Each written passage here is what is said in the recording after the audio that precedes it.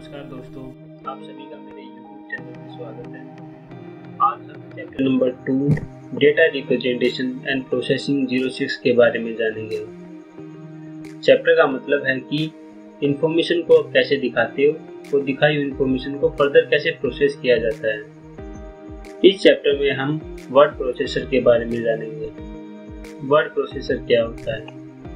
Word processor एक software है जिससे हम अपनी फाइल को सेव और प्रिंट कर सकते हैं। इसमें हम पेज को रंगों और चित्रों की सहायता से अट्रैक्टिव बना सकते हैं। यह हमारी जानकारी को पेज में सहेजने, उन पर आकर्षक फॉन्ट स्टाइल देने, दस्तावेजों का एडिटिंग और फॉर्मेटिंग करने में भी मदद करता है। हम वर्ड प्रोसेसर में डॉक्यूमेंट पर काम करते हैं। डॉक्यूमेंट पर कुछ लिखने के बाद हम उस डॉक्यूमेंट को कंप्यूटर के अंदर कहीं पर सुरक्षित रख सकते हैं और उस डॉक्यूमेंट का हम हार्ड कॉपी प्रिंट आउट भी निकाल सकते हैं। हम डॉक्यूमेंट पर अलग अलग चित्रों को हम जोड़ सकते हैं और पेज को अलग अलग रंगों से भी हम भर सकते हैं जिससे हमारा डॉक्यूमेंट अट्रैक्टिव लगे। यह हमारी जानकारी को एक पेज में सहेजने में हमारी सहायता करता है। हम इस पर फॉन्ट स्टाइल भी लगा सकते हैं और अपने डॉक्यूमेंट को हम एडिट भी कर सकते हैं और डॉक्यूमेंट की फॉर्मेटिंग भी चेंज कर सकते हैं।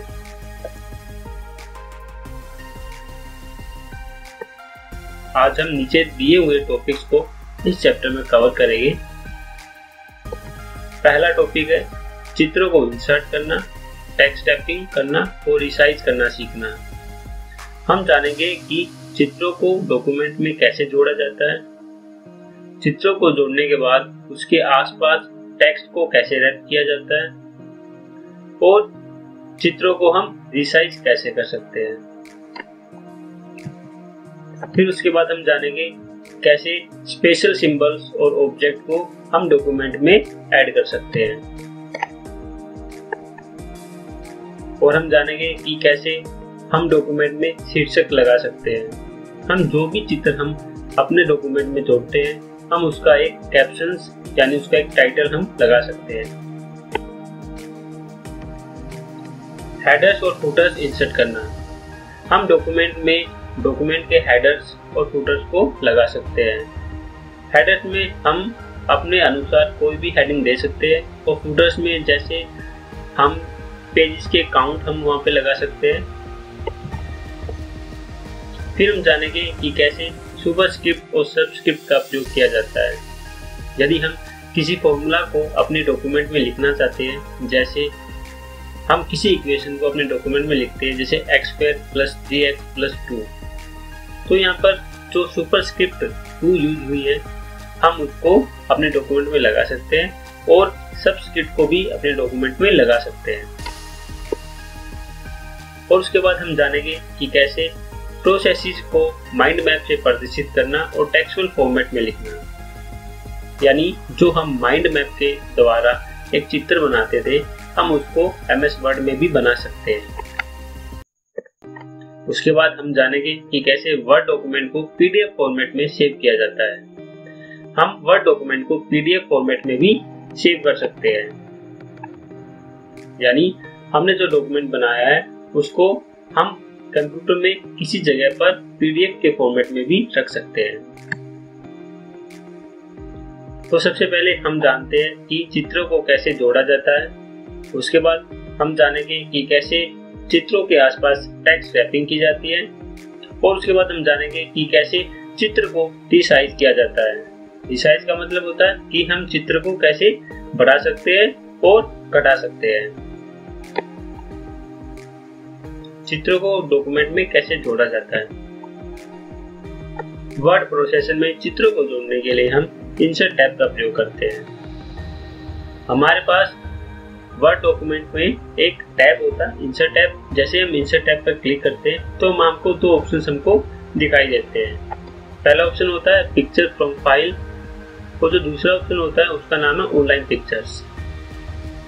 यानी जो पहला ऑप्शन है उसका मतलब होता है कि हमारे पास कंप्यूटर के अंदर कहीं पर कोई भी फाइल, कोई भी चित्र रखा हुआ है तो हम उसको वहां से पिक करके अपने डॉक्यूमेंट में लगा सकते हैं।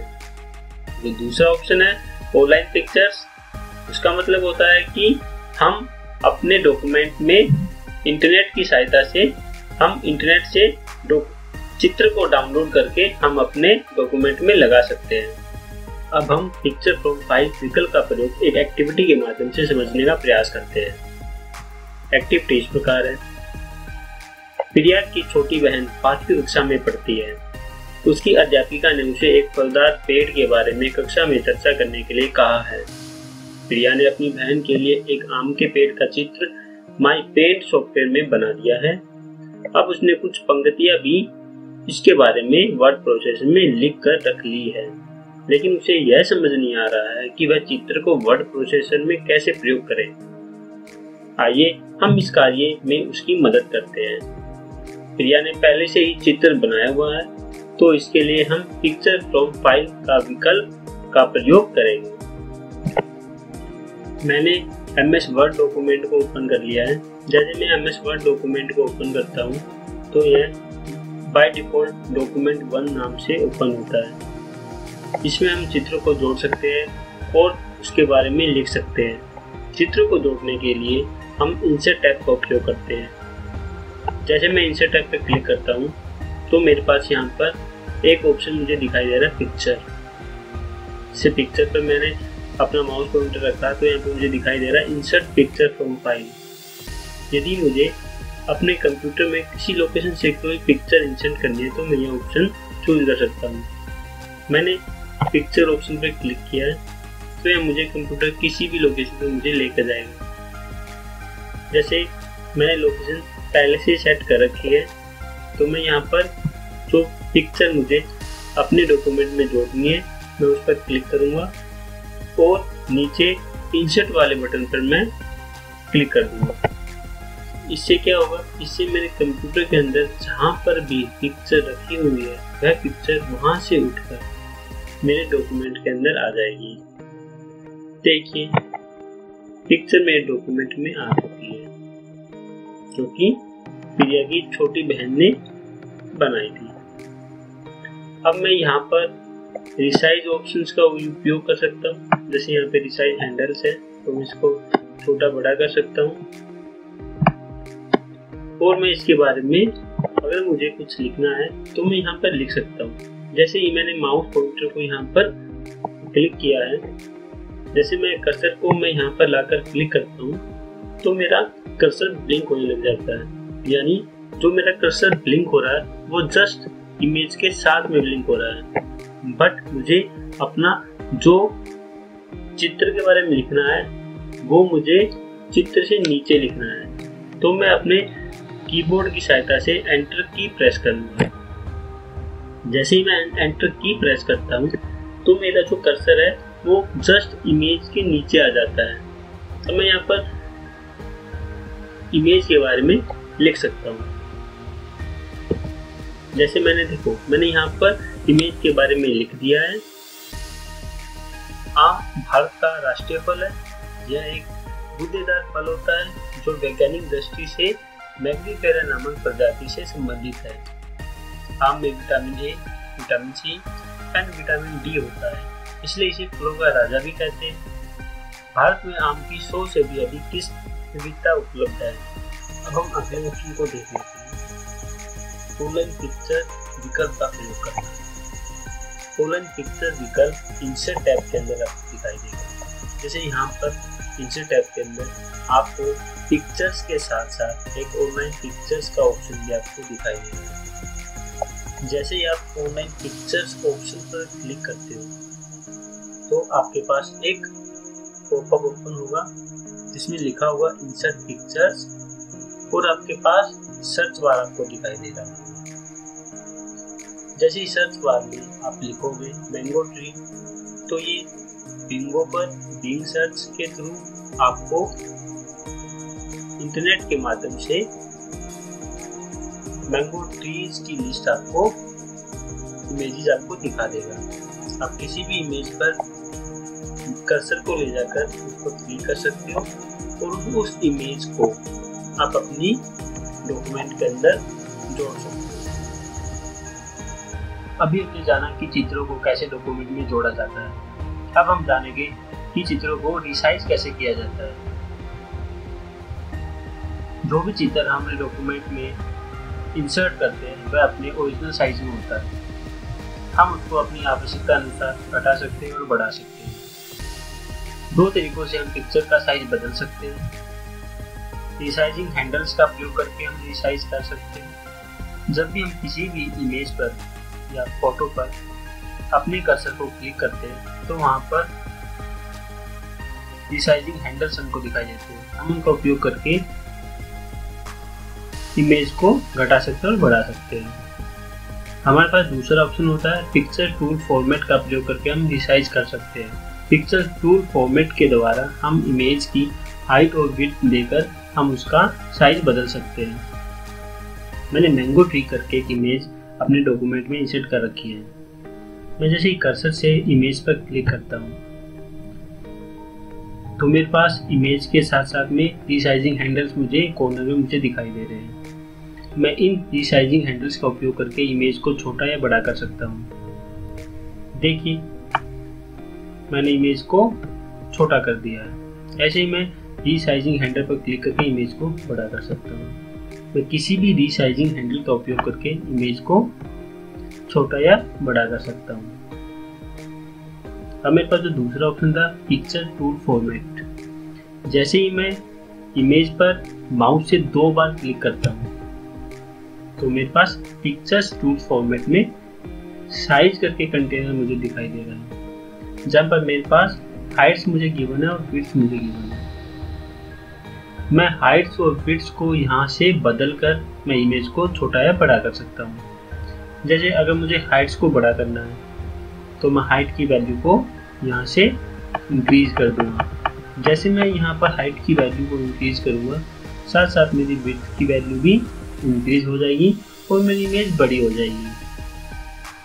ऐसे ही में अगर मुझे इमेज को छोटा करना है तो मैं हाइट और विड्थ दोनों को कम कर दूंगा। देखिए जैसे मैं हाइट को कम कर रहा हूँ साथ साथ में मेरी विड्थ भी कम हो रही है और मेरी इमेज छोटी हो गई है। यहाँ पर मुझे एक ऑप्शन और दिखाई दे रहा है। ऑप्शन का नाम है क्रॉप। क्रॉप किस लिए यूज किया जाता है? क्रॉप इमेज को काटने के लिए यूज किया जाता है। किसी भी इमेज पर अगर मुझे क्रॉप अप्लाई करना है तो उसका बाहरी हिस्सा हट जाता है और बीच वाला हिस्सा रहता है। जैसे यहाँ पर मैं क्रॉप ऑप्शन का चयन कर रहा हूँ, मैंने क्रॉप पर क्लिक किया है तो मेरे पास इमेज के साथ साथ में यहाँ पर क्रॉप करने के लिए मुझे कुछ लाइनें दिखाई दे रही है। जैसे अगर मैं इसको छोटा करता हूँ, देखिए मेरा बाहरी हिस्सा हट चुका है और इमेज का जो बाहरी हिस्सा के अलावा जो इमेज थी वो मुझे दिखाई दे रही है। ऐसे ही अगर मैं लेफ्ट हैंड साइड से इमेज को छोटा करता हूँ तो मेरे पास लेफ्ट हैंड साइड से जो पोर्शन था वो हट जाएगा। ऐसे ही मैं बॉटम से इमेज को छोटा कर रहा हूँ। तो जब भी हम क्रॉप ऑप्शन किसी भी इमेज पर अप्लाई करते हैं तो उसका बाहरी हिस्सा हट जाता है। बेसिकली क्रॉप में और रिसाइजिंग में एक ही डिफरेंस है। रिसाइजिंग इमेज को छोटा या बड़ा करता है, वह उसमें मॉडिफिकेशन नहीं करता है, परंतु क्रॉप में हमारी इमेज कट जाती है।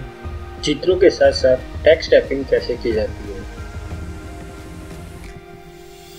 टेक्स्ट रैपिंग का प्रयोग चित्रों के आसपास शब्दों को जोड़ने में किया जाता है।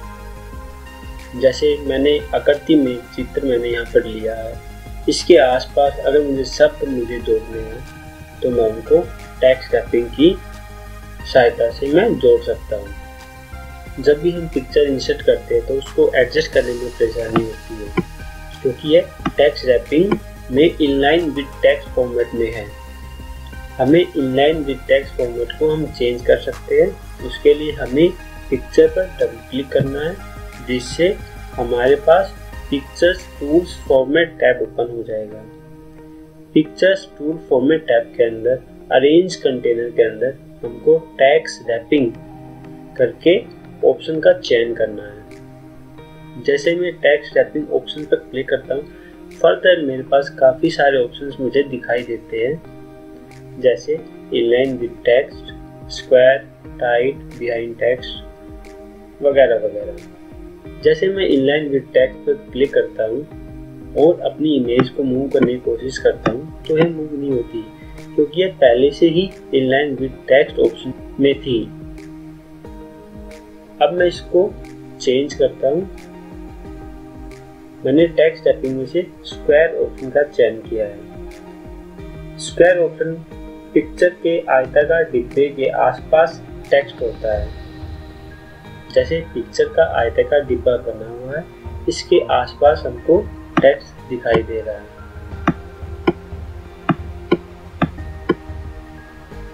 अब मैं अगले ऑप्शन का चयन कर रहा हूँ।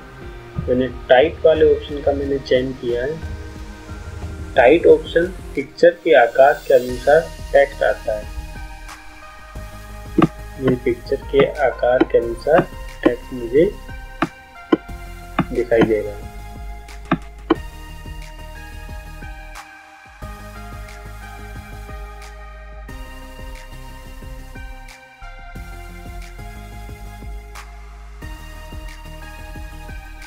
अब मैं टेक्स्ट रैपिंग ऑप्शन में से बिहाइंड टेक्स्ट का सिलेक्शन करता हूँ। देखिए अब मेरी इमेज टेक्स्ट के पीछे चली गई है।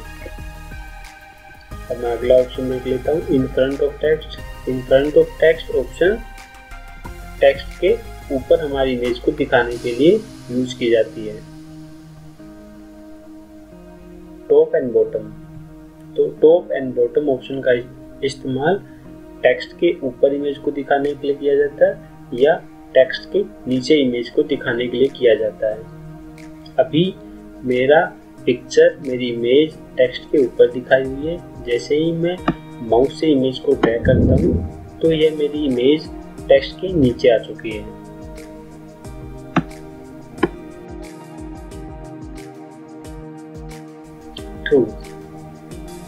थ्रू ऑप्शन का इस्तेमाल पिक्चर के साथ खाली जगह पर भी टेक्स्ट ले सकते हैं।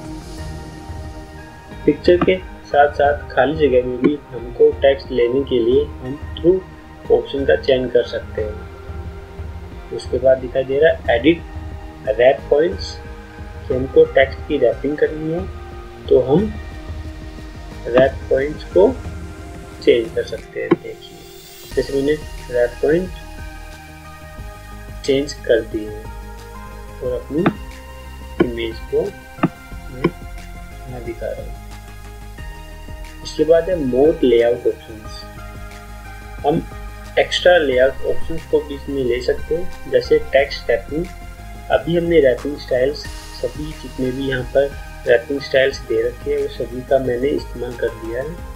उसके बाद नीचे वाला जो ऑप्शन है रैप टेक्स्ट, ये हमको टेक्स्ट की रैपिंग करनी है तो दोनों साइड करनी है, तो मुझे बोथ साइड्स करके जो रेडियो बटन है उसका चयन करना है। अगर मुझे टेक्स्ट की रैपिंग लेफ्ट में ही करनी है तो मैं लेफ्ट ओनली ऑप्शन का चयन करूँगा। अगर मुझे राइट में करनी है तो मैं राइट ओनली ऑप्शन का चयन करूँगा। अगर मुझे लार्जेस्ट में टेक्स्ट का रैपिंग करनी है तो मैं लार्जेस्ट ओनली ऑप्शन का चयन करूँगा। उसके बाद मुझे दिखाई दे रहा है डिस्टेंस फ्रॉम टेक्स्ट।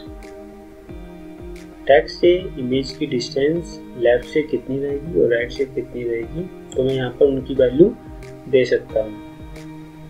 आगे हमारा जो दूसरा टैब है पिक्चर पोजीशन, कि हमारी पिक्चर की क्या पोजीशन रहेगी, हम यहाँ से उसको मॉडिफाई कर सकते हैं और चेंज कर सकते हैं। जैसे यहाँ पर 3 कंटेनर्स मुझे दिखाई दे रहे हैं, हॉरिजॉन्टल, वर्टिकल और ऑप्शंस। हॉरिजॉन्टल्स में पहला हमारे पास अलाइनमेंट है कि हमको अलाइनमेंट लेफ्ट में करनी है, सेंटर में करनी है, राइट में करनी है। हम यहाँ से अपनी रिक्वायरमेंट के अकॉर्डिंग अलाइनमेंट कर सकते हैं। जैसे बाय डिफॉल्ट अलाइनमेंट लेफ्ट दिया हुआ है। रिलेटिव टू कॉलम, पेज या मार्जिन, जैसी हमारी रिक्वायरमेंट है उसके अकॉर्डिंग हम यहाँ से ऑप्शन का चयन कर सकते हैं। उसके बाद हमारा अगला रेडियो बटन है बुक लेआउट, इनसाइड आउटसाइड। तो ऐसे करके हमारे पास काफ़ी सारे ऑप्शन मुझे हॉरिजॉन्टल कंटेनर के अंदर दिखाई दे रहे हैं। ऐसे हमारे वर्टिकल के अंदर भी सेम ही है। और हमारा ऑप्शंस जो कंटेनर है उसके अंदर लिखा हुआ मूव ऑब्जेक्ट विद टेक्स्ट। अगर मैं इसको मैं टिक कर देता हूँ तो हमारे ऑब्जेक्ट के साथ साथ टेक्स्ट भी मूव होगा। और अलो ओवरलैप की टेक्स्ट और इमेज एक दूसरे पर ओवरलैप हो जाए तो मैं ये वाला ऑप्शन टिक करूँगा। ऐसे लेआउट इन टेबल सेल्स में लेआउट अगर हमें दिखाना है तो मैं इस वाले ऑप्शन को टिक करूँगा। तो ये था एडवांस लेआउट ऑप्शंस का पॉपअप। अब मैं इसको ओके कर रहा हूँ। देखिए हमारी जो सेटिंग थी जो हमने एडवांस लेआउट में की थी उसके अकॉर्डिंग हमारी इमेज सेट हो चुकी है, क्योंकि मैंने जो लेआउट था वो सेंटर से लेफ्ट कर दिया था। तो टेक्स्ट टाइपिंग में इतना ही था। प्यारे बच्चों, अगर ये वीडियो आपको अच्छी लगी है तो प्लीज़ लाइक कीजिएगा, शेयर कीजिएगा और सब्सक्राइब कीजिएगा। धन्यवाद।